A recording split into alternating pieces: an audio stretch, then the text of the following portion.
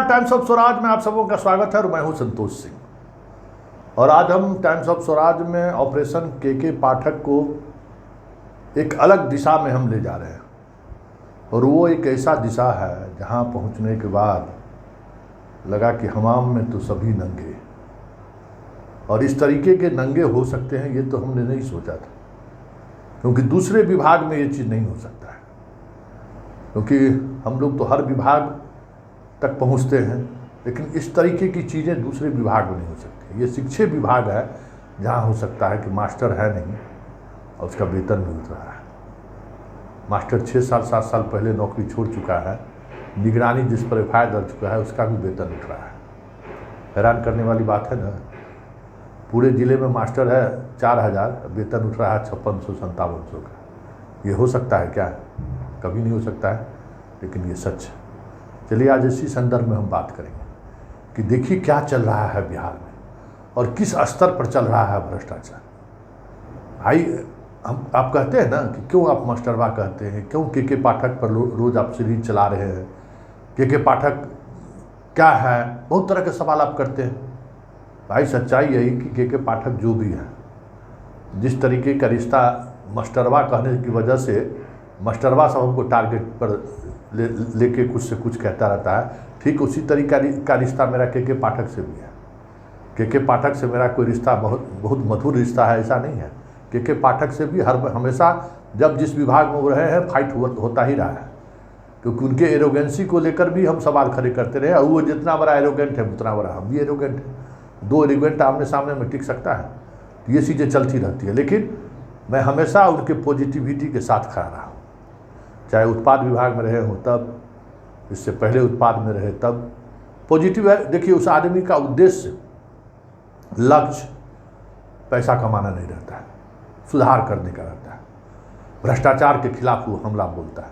हाँ, तरीका पर सवाल आप कर सकते हैं कि उनका तरीका एक प्रशासक वाला नहीं रहता है, उनका तरीका एक सामंती मिजाज वाले लोगों का रहता है। तो रहता है पत्रकारिता में मेरा भी सामंती मिजाज रहता है, हम भी रेल रहते हैं।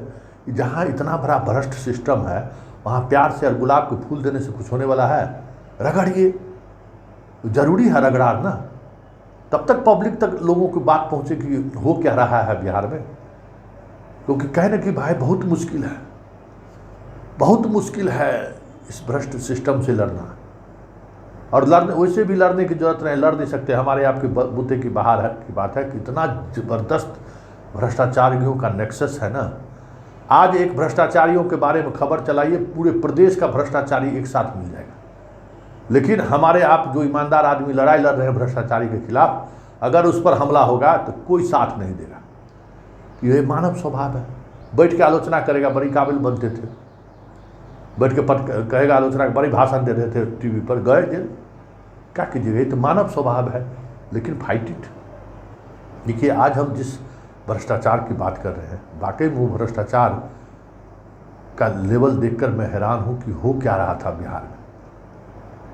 हम तो अब ईश्वर से प्रार्थना करने लगे हैं कि के पाठक को और ताकत दीजिए, शिक्षा विभाग के अधिकारियों को और ताकत दीजिए। ये मतलब समझिए कि रोग है, बहुत बड़ा रोग है ये शिक्षा विभाग। कैंसर से भी बड़ा, एकदम एड्स कैंसर से भी बड़ा रोग है। एगो डेंगू कह दिया, सनातन को लेकर कितना हंगामा मचा हुआ है, कि कह दिया उसको डेंगू और क्या कहते हैं कोविड जैसा है, कोरोना जैसा है, कोविड है। उससे भी खतरनाक है शिक्षा विभाग, उससे बड़ा बीमारी से संक्रमित है शिक्षा विभाग। अब किसी को इससे बुरा लग जाता है, जैसे सनातन पर बुरा लग गया। अरे सनातन में बहुत अच्छा चीज़ है तो बहुत गलत चीज़ भी है। और सनातन में जितना सुधार हुआ है उतना सुधार तो आज तक किसी धर्म में नहीं हुआ है। कुछ गड़बड़ी थी तब न सुधार हुआ भाई।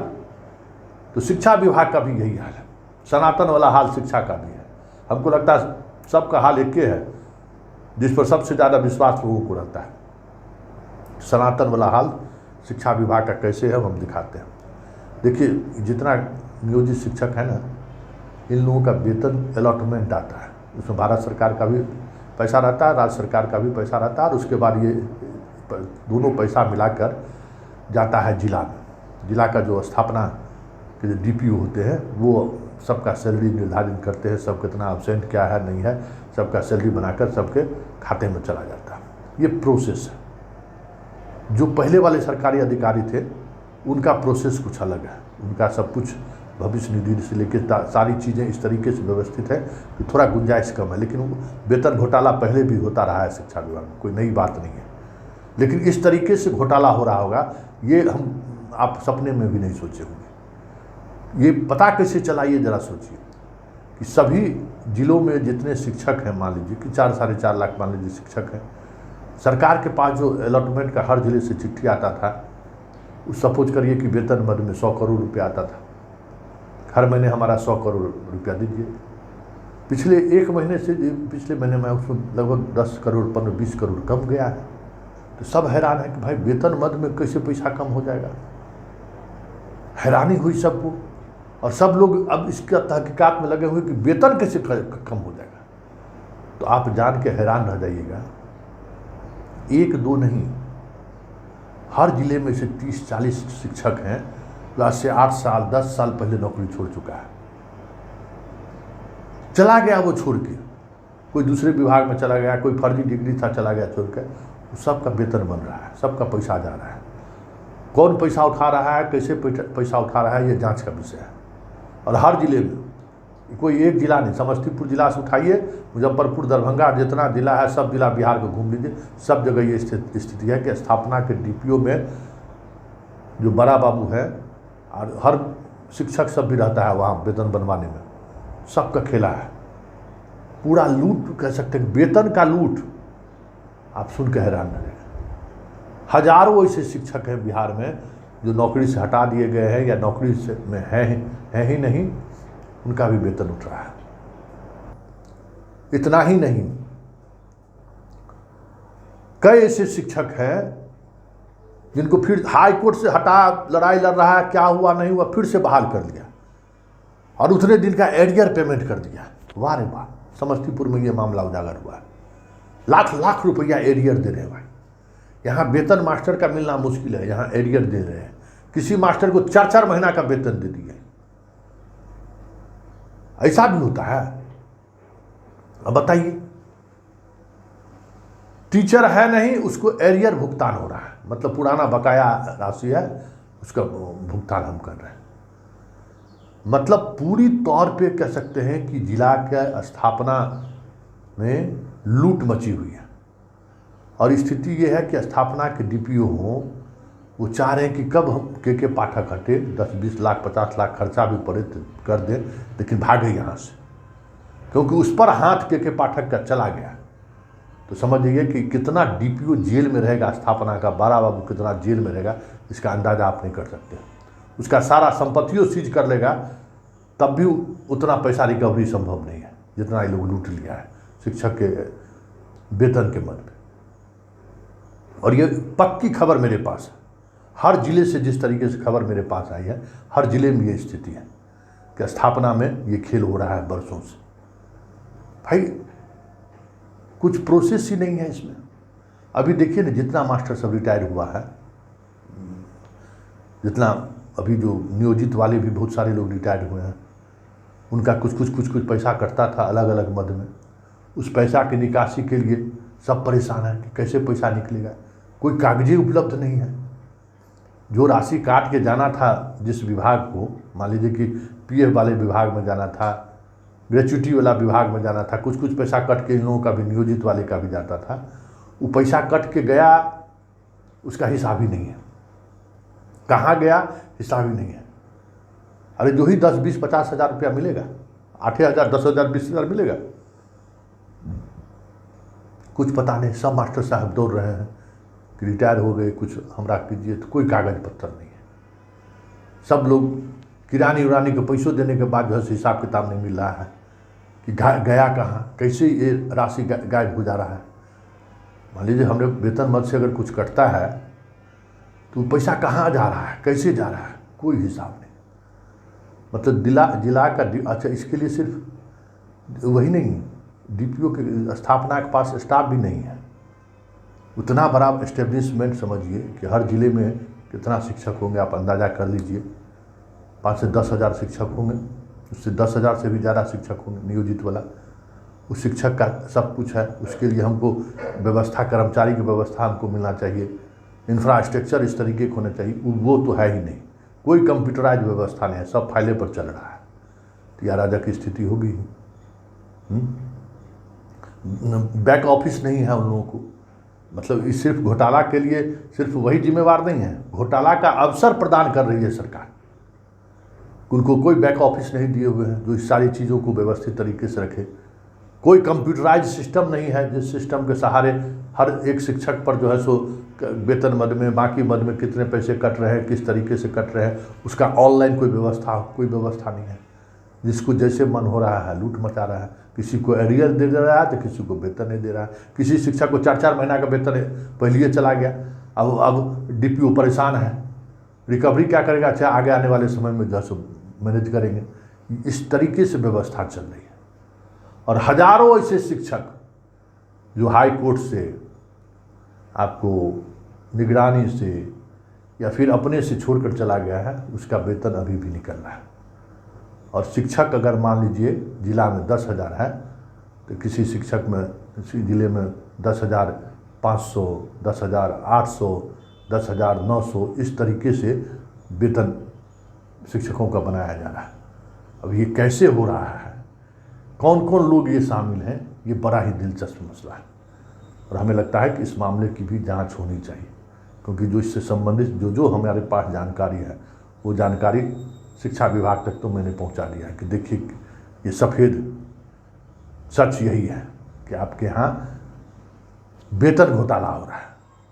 और ये वेतन घोटाला किस स्तर पर हो रहा है, अगर पूरे राज्य के मामला को आप जोड़ दीजिए तब समझ जाइए कि कितना बड़ा वेतन घोटाला 2005-06 से चला आ रहा है, जब से ये बहाली प्रक्रिया नियोजित शिक्षकों की शुरू की है। इसी मतलब वेतन घोटाला, छात्र घोटाला, मध्याह्न भोजन घोटाला, छात्रवृत्ति घोटाला, मतलब जिधर देखिए उधर घोटाला। फर्जी शिक्षक का घोटाला चल ही रहा है। सारी जगह पर एक से एक तीरंदाज सब बैठा हुआ है यहाँ, जिसको जैसे भी हो रहा है, जिस तरीके से हो रहा है, लूट मचाया जा रहा है। देखिए अब इस पर पाठक क्या करते हैं, क्योंकि एक पाठक कहाँ कहाँ जाए भाई, और जिस तरीके की सूचनाएं आ रही हैं भ्रष्टाचार के, एक पाठक से तो संभव नहीं लगता है। लेकिन चलिए हम लोग कोशिश करते हैं कि बिहार को बदलना है तो हर शिक्षा विभाग के ऐसे अधिकारी कर्मचारी के अंदर में पाठक प्रवेश कर जाए, कुछ क्रांतिकारिता देखने को उसके अंदर भी जीविका बढ़े। इस तरीके की खबर चला के हम लोग यही कर सकते हैं कि भाई थोड़ा जागो, पब्लिक भी जागे, अभिभावक भी जागे, बच्चों पढ़ने के लिए पहुंच रहे हैं, और ये जो भ्रष्टाचार है इस भ्रष्टाचार को लेकर शिक्षक भी जागे कि कैसे आपका हकमारी हो रहा है और इस वजह से आपको 2-2 महीने 3-3 महीने जो है सो वेतन आपको विलम्ब से मिल रहा है। आप ही का पैसा है और उस पैसे को कैसे गोल किया जा रहा है, फर्जी शिक्षक के सहारे, बिना शिक्षक के नाम के सहारे, ये सारी चीज़ें हर जिला में हो रहा है। तो ये इन चीज़ों को आप समझिए कि ये खेल कैसे चल रहा है और इससे नुकसान आप शिक्षकों को भी है, आप इस और आप समाज के दर्पण हैं। आप इन चीज़ों को समझिए कि आप अगर इस तरीके के भ्रष्टाचार के खिलाफ खड़े होंगे तो समाज में एक अलग मैसेज जाएगा। आपके बच्चों को लगेगा कि हाँ, हम एक ऐसे शिक्षक से शिक्षा ग्रहण की है जो भ्रष्टाचार के मामले में भी उतना ही संवेदनशीलता से चीज़ों को लड़ते हैं। आप भ्रष्ट हो जाइएगा तो क्या बचेगा? राज भ्रष्ट हो जाएगा ना, और राज भ्रष्ट हो जाएगा तो आज आप मास्टर हैं, रिटायर करिएगा, फिर आप कभी न कभी उस भ्रष्ट सिस्टम के शिकार आप बनिएगा ही। ये बात सोच लीजिए कि जो भी भ्रष्ट हैं आज के तारीख में, अगर वो सोच रहे हैं कि हम पूरा पैसा कमा के जो है अब चलो हम जीवन ऐश से जी लेंगे, ऐसा नहीं है। आपको कभी न कभी उसी भ्रष्ट सिस्टम में आपको भी फंसना पड़ेगा जिस सिस्टम में आप भ्रष्टाचार किए हैं, और उस दिन आप भी उसी तरीके से रोइएगा, उसी तरीके से चिल्लाइएगा, उसी तरीके से अनाप शनाप पैसा खर्च कीजिएगा। पता चला पारस में भर्ती हुए, वहीं लूट लिया 20 लाख 50 लाख। मेदांता में भर्ती हुआ, मर गए, वेंटिलेटर पर रख के जो है सो पैसा वसूल लिया। तो कहीं न कहीं किसी न किसी स्तर पर अगर भ्रष्टाचार के खिलाफ अगर आवाज़ नहीं उठाइएगा तो जो भ्रष्टाचारी तंत्र है वो कहीं न कहीं आपसे वो कीमत उसका वसूल लेगा। इसलिए भ्रष्टाचार के खिलाफ सजग रहना है, भ्रष्टाचार के खिलाफ लड़ना है और भ्रष्ट आचरण करने वाले को एक्सपोज करना है। इस अभियान में आप सब लोग शामिल होइए, पूरा बिहार शामिल हो, तभी ये बड़ा बदलाव हो सकता है। और ये बदलाव इसलिए ज़रूरी है, बिहार बदलेगा तो बहुत सारी चीज़ें बदलेंगी, और बहुत सारी चीज़ें बदलेंगे तो बिहार से बाहर जो हमारे बिहारी हैं वो बिहार के बारे में सोचेंगे। अभी कोई बिहारी नहीं सोचता है, चला कहाँ जाए, कौन चीज़ में फंसा देगा, कोई गारंटी नहीं है। तो वो माहौल नहीं है, इसलिए बाहर बिहार के भी अच्छे लोग बिहार आना नहीं चाहते हैं। इसलिए बिहार को बदलने की इस अभियान में आप भी शामिल हुइए, आपका भी सहयोग जरूरी है, तभी ये बिहार बदलेगा, और बिहार बदलेगा तो देश भी बदलेगा।